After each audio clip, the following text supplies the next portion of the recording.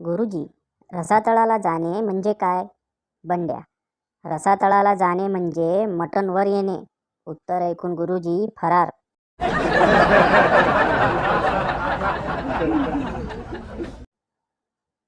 दो दोस्त दारू पीकर गाड़ी चला रहे थे, तभी एक चिल्लाया, अबे कमीने, दीवार है आगे दीवार है। तभी गाड़ी दीवार में घुस गई। अगले दिन दोनों हॉस्पिटल में। पहला दोस्त, कमीने, मैं चिल्ला चिल्ला कर कह रहा था आगे दीवार है दीवार है, फिर तूने सुना क्यों नहीं? दूसरा दोस्त, साले बेवड़े, गाड़ी तू चला रहा था।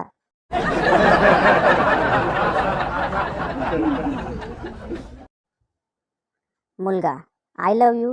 मुलगी, किती प्रेम करतोस माझ्यावर? मुलगा, शहाजहान एवढा. मुलगी, मग ताजमहल कधी बनवशील माझ्यासाठी?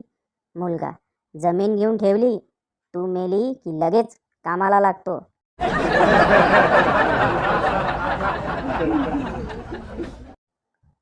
कॉलेजमध्ये असताना एक मुलगी म्हणाली होती की जगात आई वडिलांपेक्षा कोणीही श्रेष्ठ नसतं. मी म्हणालो, चल मग आपण दोघं आई वडील बनूयात. बोलणंच बंद केलं हो टवळीने.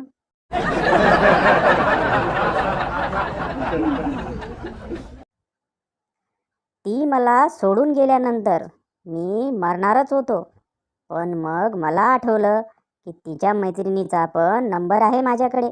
मग जीवात जीव आला.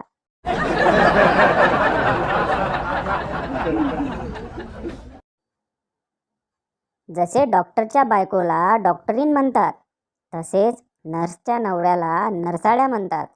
आताच शोधून काढलं. बापरे, किती अवघड होतं.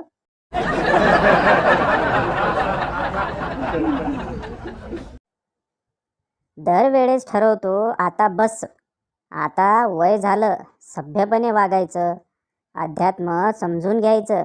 आणि नेमकी तेव्हाच मैत्रीण डीपी बदलते. पांडुरंग पांडुरंग.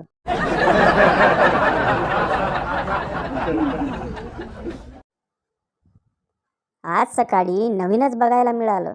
मुलगी स्कूटीवर होती आणि बस ड्रायव्हरला बोलत होती, जिवंत राहायचं असेल तर बस साईडने चालव.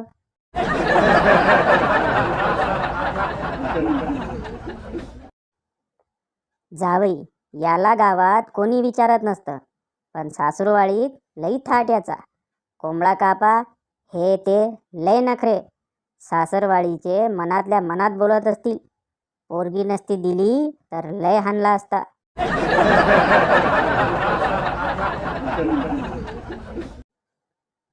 योगासनं का करावी? काल माझं डोकं दुखत होतं, तर माझा मित्र म्हणाला, शीर्षासन कर. मी शीर्षासन केलं आणि मला कपाटाखाली हरवलेली अमृतांजन बामची डबी मिळाली आणि ते लावल्यावर डोकं दुखायचं थांबलं.